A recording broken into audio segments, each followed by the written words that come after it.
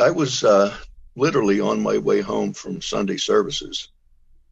I was on Interstate 75, just north of Atlanta, and I was exiting off the Marietta Loop, if anybody's familiar with that area. And as I'd slowed down to about 60 miles an hour, and suddenly I was hit from behind. The left rear side of my car was hit, and it sort of spun me around.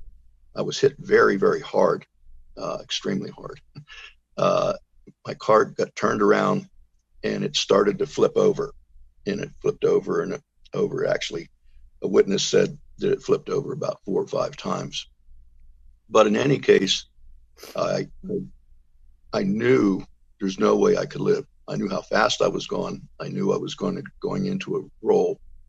I knew I wasn't going to live. So I asked God, I said, well, and I'm a firm knower so much, so to speak, about reincarnation. And I asked, well, please don't have me relearn everything all over again. My next lifetime, could I just take everything that I've learned and take it with me? And at that moment, a tunnel of sorts, sort of like a whirlpool, appeared. It was sort of orangish and brown in color, and it had a little bit of a spiral to it. And at the end of that whirlpool tunnel, I could see a bright, warm, loving, perfect light. I had seen that light before when I was a small child, so I knew what it was. And I was very happy, very content. I hadn't felt any pain whatsoever. So I just moved through the tunnel and I went into the light. Now, people have asked me, to describe the light, and there really isn't any words to describe the beauty or the perfection or the love, but it was immensely warm, immensely loving. And I got it in sort of a kind of an inference that, okay, you have to go back.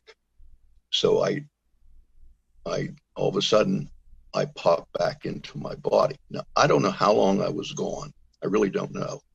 All I know is when I woke up, when I opened my eyes, I was lying face down in the back seat of my car. My head was down onto the seat. My feet were somewhere up around the steering wheel. And I thought to myself, wow, I didn't die, and I'm here. And I don't even feel any pain. And then I tried to move. And when I tried to move, nothing worked. I was absolutely paralyzed from the chin down. And I thought, oh boy, I'm paralyzed. I can't feel anything. I probably have internal injuries or some kind of a problem that I can't feel. And I figured, well, I guess I am going to die here. I thanked God for allowing me to die without pain. And that went on for, I don't know, a minute or two. I don't know how long it was, but in any case, I felt myself sinking, who I was, sinking out of the bottom of my body and out of the car and that kind of stuff. And suddenly there was a tap on the window where the car, I don't know what it was. I heard a tapping and a woman's voice said, "Are you okay?" And I said, "I'm paralyzed. Call the police, call the ambulance." And then I realized I was able to talk. And I thought, well, if I can talk, then maybe it's worth living. So that started a whole series of things. I could hear, ambulance sirens, and they were people trying to, I was trapped inside the car. There was no way that the paramedics could get to me. And apparently I kept drifting off into an unconscious state because the one guy kept saying, "Stay with us now, stay with us." And this went on pretty much, I would guess, for about an hour or so. They eventually brought in some kind of I was down over a big bank, and you couldn't drive to where I was at. They had to walk in. And they brought some kind of a saw, and they sawed the roof off of my car. and they had some big beam. I don't know what it was. They brought me, literally wrapped it underneath me, and they took me out of the top of my car. And it was I was on a string or like a wire of some sort, and they lifted me up. And when I looked down, I don't know if I was in my body or out of my body at that time, but I looked down, I could see my car, I could see the roof taken off, I could see all the blood on the back seat of the car.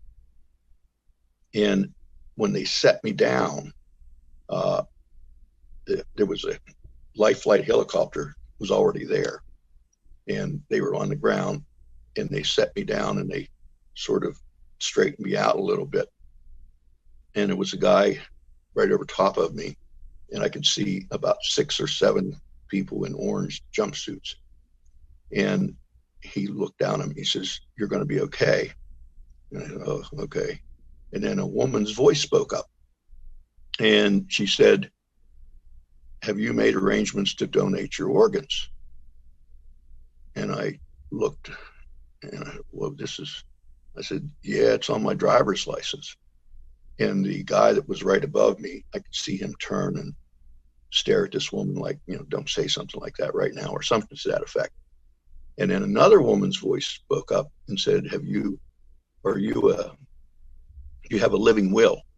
And I said, "No." And I looked up at the guy and I said, "I guess I'm in deep shit, huh?" And he said, "No, you're going to be fine." Well, they gave me an IV right there at the scene of the accident. They put an IV in me, and they loaded me into the helicopter. And it was about probably 10 to a 15-minute ride. They took me to the Atlanta Medical Spinal Trauma Unit. And I remember part of the trip, but I guess I was going in and out of consciousness. Some of the stuff I didn't remember. And I got to the ER, and again, they asked me if I was going to if I could donate my organs. And they took me to the CAT scan and MRI, and they asked me the same questionnaire, and they put me in a big room, and it was a whole bunch of people in there, a lot of doctors. I don't know. I couldn't tell, maybe 6 or 8 or 10. There was just a bunch of them around. And my body hadn't moved or anything at all. And there was somebody else there who they were treating too. And I don't know if it was an orderly or a nurse or whatever, but it was a male. And he said, Doctor, look at this guy. He's vibrating. And what was happening is the IV that they gave me was actually, it was introduced and wasn't so much introduced. It was promoted by Christopher Reeves after he went through all his stuff. And what it does, it sucks all the sodium and fluid out of your body. This IV does. And it's a 24-hour drip. It can't go any further than that. And during that first 24 hours, apparently I lost 35 pounds because it sucks everything out of you. But in any case, my body, I could start feeling pain. And it's like jagging needles. They goes in your muscle groups. And I could see it. I could look down over my chest, and I could see my chest vibrating, and I could see my legs vibrating. And they started to, literally, I was convulsing. And I had no control over it whatsoever. But it was apparently a pretty hideous scene. It's almost like something that you see in the Exorcist film where the girl's going all crazy and stuff like that. And that's what I was going through. And one doctor, apparently the head neurosurgeon, says, "Everybody come over here. I want you to see this. This happens in serious spinal cord injuries. Everybody come over. I want you to watch everything happens here." And he said, "Get him some fentanyl, give him the maximum dose, keep him comfortable, and give it to him every hour."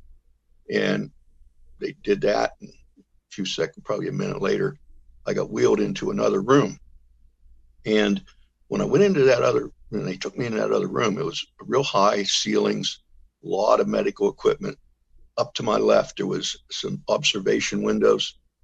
And I went in there, and apparently what that room was, the organ transplant team was called in, and they were the ones that were watching behind it. They were waiting for me to die so they could take my organs because I had said I was an organ donor. And I was in there, as crazy as this might sound, I was in there for about 14 hours. And I would get a syringe full of fentanyl in my IV every hour on the hour. And it would last for the pain would last for the relief. I can't say it's the pain went away. It just, the pain was reduced. Okay. It would last about half hour, 45 minutes. And then I would start into this convulsion thing, and it would start all over again. So what I did, I've been studying spiritual stuff for many, many years, couple decades, several decades, in fact. So I started singing a love song to God. And it's a simple sound. It's like, you. Very simple. It's something I learned a long time ago. And what you do is you know, whoever or whatever you believe, I don't care if it's Jesus or Muhammad or Buddha or whatever spiritual guide that's you think is for you. If you do that and you sing that song with love, it's a very, very old, ancient sound. It's, you know, that goes way back tens of thousands of years of different places. I did a lot of research and study on this. But I would sing you, and it would calm me down a little bit. And I would literally start to leave my body. And I would go and I could see the light. That was actually the doorway of that beautiful, bright, warm, loving light. And there were two, I call them spiritual guides. Now, you can put any label on that you want, but I could see them there. And they were at the doorway, or the portal, I guess you might say. And they said, you can go and you can leave and you can stay without pain forever and ever. Or you can go back if you want. But if you go back, you have to understand you're going to be experiencing lots of pain, incredible, excruciating pain. And 4 times that night, it started in late in the evening, and then it went through the wee hours of the morning. 4 times that night, I actually left. And the nurse who was watching over me, his name was Michael, and I could see him in this observation window. And occasionally different people would come in and start talking to him. They would point to me. I could see them. And they were, I guess, trying to figure out why I wasn't dying. And, you know, Michael would come out to me, and he would leave his observation window and come over and stand beside my bed. And he would say, what are you saying? What are you doing? Nobody can do what you're doing. Why? How do you do what you're doing? You're, you know, it was almost like he's saying you're supposed to die, but you're not dying. And it was, I was sort of dying in a way because I was leaving my body and I was going into the light, and then I was coming back, and that happened 4 times during the night. Now at sometime around between 6 and 7 o'clock, I don't remember exactly when, I was wheeled out of that operating room, and they put me in a private intensive care room. And that's when the biggest miracle happened. There was I could see the clock on the wall, and I was used to watching these clocks because that's when I would get my fentanyl shot.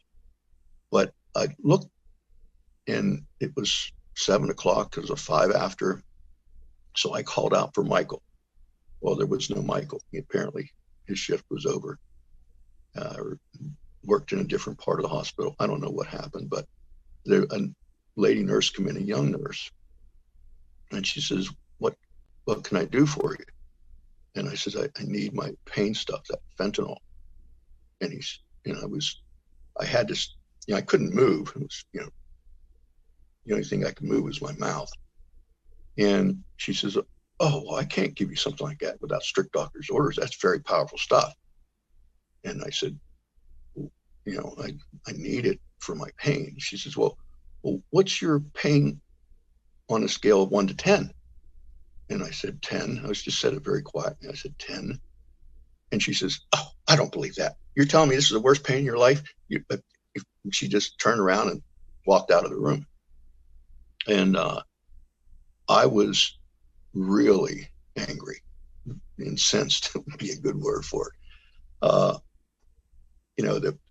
That kind of pain is just, there's no way to describe it. And it was escalating because when you don't get that medicine, it multiplies and it multiplies. And my body started going these convulsions. So I started to sing You again. And whenever you sing You have to do it with love. And you have to love is a gift. It's something that you have to give. And my anger at this nurse was preventing me from getting into that loving state. And I couldn't leave my body. I stayed in my body because I was angry. And it took me about 15 or 20 minutes to realize that, the reason I couldn't leave my body and get to the light, because I was going to stay. That was my plan. But the reason I couldn't get there was because I was angry. So I not only had to forgive that nurse, I had to be grateful for her participation in my soul journey, so to speak. And that took a lot of inner stuff. I can't describe it, but I got to the point where I was grateful for her participation in my journey. And when I did that, the pain by that time, I felt like I was on fire. It literally felt like I was on fire. And the sound of You and the pain and all that was like a blinding white light. Okay. And all of a sudden I was gone. And about an hour and a half later, I popped back into my body. The nurse had given me a syringe full of the fentanyl. And I don't know what happened in that intervening time. I know I went into the light. And at this point, I'm going to describe a little bit more about what that light is like, at least with the with the limitation of words. On one level, it's like a giant, endless ocean. On another level, it's almost like a river. And it's flowing. It flows from the heavenly realms into the lower worlds where we live. And that flow, has basically, as I could see it, had two different aspects to it. One was the hue, the sound. You have to understand that the hue is a sort of a sacred sound. You can hear it with a cry of a wolf, or cows, or a whale, or even a contented newborn baby. There's a certain pitch and tone to the hue that resonates with spirit. And I was able to see that, that brilliant, loving light, and as it flows. And what I was able to do is it was all around me. And I was in it. And it's hard to describe how that works, but I wanted to know what it was, the core of that light. And the core of that light, and when I looked deep into it, I could see almost like a tiny crystal, perfect crystal. And, it almost looked like a diamond, but it wasn't a crystal. It was sort of like ice, but it wasn't ice and it wasn't a diamond. It's a perfect crystal. And what that crystal is, and you just see one, and what you see It's almost like a snowflake. A snowflake is perfectly unique. There is no two snowflakes are alike. No two of those crystals are alike. Those are all who we are as human beings. Okay, we are, some people refer to it as soul. Okay, I call it a conscious state of awareness. But the essence of who we are at our core is life. It's of God. Now God is a word that, we have a tough time trying to figure out exactly what that means. But God is that light. It's perfect. And each of us at our core is that light. Now, a lot of us, including me, get wrapped up in a whole bunch of other things that, don't allow us to access that on any given time. But at the same time, that's what that light was. That's how I saw it, and that's how I viewed it. Now, that was the first day, probably 24 hours, close to 24 hours of my journey. Now, it took me basically 2 years to recover from that. But the next day, later that day, about 2 hours after the nurse was there, the neurosurgeon, the head neurosurgeon of the spinal trauma unit, came into my room and says, we're amazed that you were able to survive, but in order for you to be able to live, what we have to do is reconnect your skull to your vertebrae. Everything is, we've done the MRIs, you have severe brainstem trauma, you're never going to be normal, you're always going to be paralyzed, you'll always be in pain, but at least if we reconnect it, you'll be able to live. If we don't do this surgery, you're going to die. That's exactly what he said. You will absolutely die unless we do this surgery. And I looked at him, I said, well, he basically told me I was going to die yesterday. And that light there is way better than here. And I don't want to live a life being paralyzed and in pain, because he told me that if I lived, I'd be paralyzed and in pain. So I refused the surgery, and he was really mad at me. I mean, really mad. He stormed out of the room. They kept me in a cervical collar, a very restrictive cervical collar. I was in that for 4 months. There was rehab involved. A lot of stuff were involved. I don't want to get into all the details of that, but I did go back to that surgeon 8 months after the accident. I walked into his office, and he didn't recognize me. I was already sitting in his office. The nurse had taken me in. He didn't recognize me at all. And he says, well, you're not my patient. I said, well, not right now. I said, I was 8 months ago. And he started looking at my x-rays, and he goes, oh, you're the guy, you're this guy. Who gave you surgery?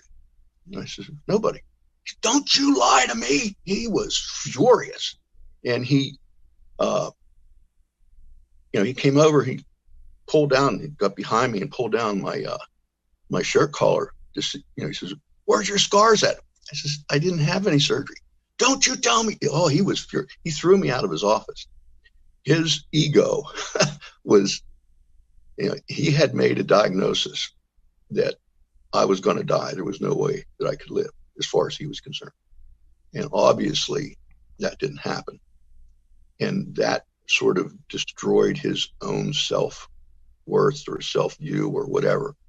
And he took it out on me. But I've pretty much recovered. I don't have as much strength in my upper body and my shoulders and my arms as I don't have much grip strength as I did. This happened 17 years ago, almost 18 years ago now. But I'm back to the point where I can play golf. I'm still working. I'm 71 years old. I'm still working, and I have a good job. I make good money. I don't work a lot of hours, but people have a lot of confidence in me, and I do a good job for them. But it's been a journey and a half. It really has.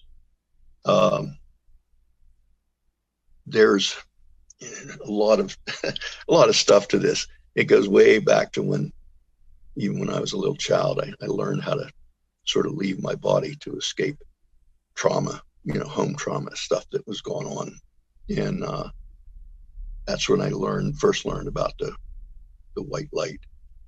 And I would go into the white light, and then white light would disappear, and I would have to come back. And it was always a painful journey coming back and that kind of stuff. But I used to do it over and over again in my nighttime dreams. That was one reason I recognized the light as well and as easily as I did. It's very loving. It's perfect. That's everybody's home. Everybody, all of us, will eventually at some point get back into that light in a permanent kind of a way. And that's probably the greatest gift that I can share with everybody, that who you are at your core is a perfect crystal representation of the God worlds.